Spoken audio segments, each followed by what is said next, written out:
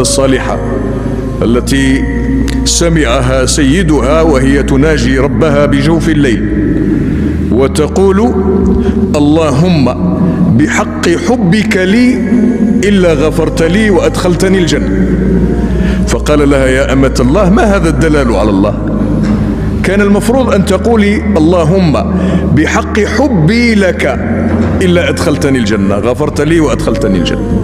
قالت له: يا سيدي ما فهمت، أنا أقول اللهم بحق حبك لي إلا أدخلتني الجنة. قال لها: وكيف؟ قالت له: لولا أنه يحبني لما أيقظني في جوف الليل في هذه الساعة، ولما أوقفني بين يديه، ولما أطلق لساني بمناجاته.